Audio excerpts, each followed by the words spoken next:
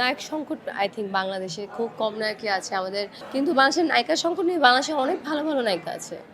এখন তো নাটকের নায়িকারা এই সিনেমা করছে, প্ল্যানিং করছি অ্যান্ড এই বছরই আমি বড় পর্দায় কাজ করব। যদি তার অ্যাক্টিং ভালো থাকে, প্রতিভা থাকে, আই থিঙ্ক ওই মুভি হিট হওয়া কোনো ব্যাপার না। পয়লা বৈশাখে তো সবসময় আমার কাজের মধ্যে থাকি বা ফ্রেন্ডসদের সাথে বের হই, বাট এবার পয়লা বৈশাখে আসলে বাংলাদেশে থাকছি না।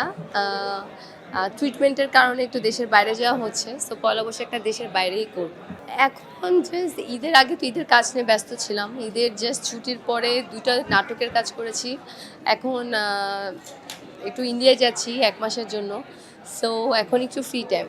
আসলে আমি একটু সিক, আমার গলা শুনে বোঝা যাচ্ছে যে আমার গলাটা আসলে একটু ভাঙা। ঈদের টাইম থেকেই সিক এখন পর্যন্ত। এই জন্য আসলে একটা মুভিও দেখা হয়নি, বাট দেখা আসলে দেখতে হবে। বনলতা এক্সপ্রেস দিয়ে শুরু করব, দম দেখব, দেন প্রিন্স দেখব, রাক্ষস তো অফকোর্স দেখবো। আই এম ভেরি এক্সাইটেড এগুলো দেখা নিয়ে। আর এত ভিড় ছিল ঈদের সময়, আসলে দেখতে পারিনি। আমার বনলতা এক্সপ্রেসটা আসলে I am very excited because I love Chanchal Chowdhury and I love Mosharraf ভাইয়া। দুইজনকে একসাথে দেখবো, দুজনের আসলে এত সুন্দর অভিনয়, আমার দুজনই খুবই পছন্দের। দুজনকে একই সিনেমায় দেখবো, এইটার একটা ডিফারেন্ট মজা। সো আমি এটার জন্য বনলতা এক্সপ্রেস নিয়ে খুব এক্সাইটেড। এই বছরই দেখবেন, বিকজ আগে আসলে তেমন কোনো প্ল্যান ছিল না যে বড় পর্দায় কাজ করব, তেমন কোনো ইচ্ছাও ছিল না। বাট হ্যাঁ, এখন আমার প্রচণ্ড পরিমাণ ইচ্ছা আছে অ্যান্ড প্ল্যানিং করছি, অ্যান্ড এই বছরই আমি বড় পর্দায় কাজ করব, যদি সব কিছু ঠিক থাকে।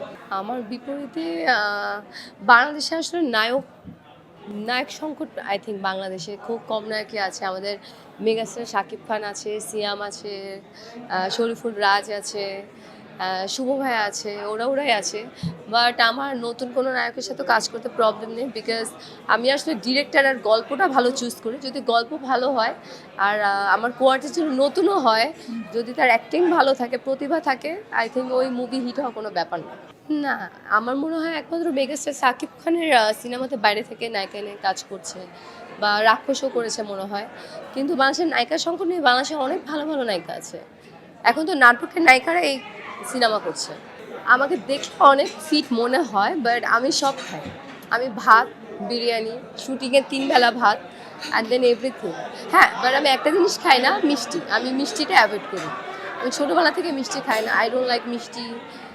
তারপরে স্প্রাইট, কোক, সুইট থিংস, এগুলো আমি একটু অ্যাভয়েড করি নিজেকে একটু ফিট রাখার জন্য, প্লাস আমার স্কিনটা ভালো রাখার জন্য। বিকজ সুগার বেসিক্যালি একটা বিষ, এটা খাওয়া উচিত না।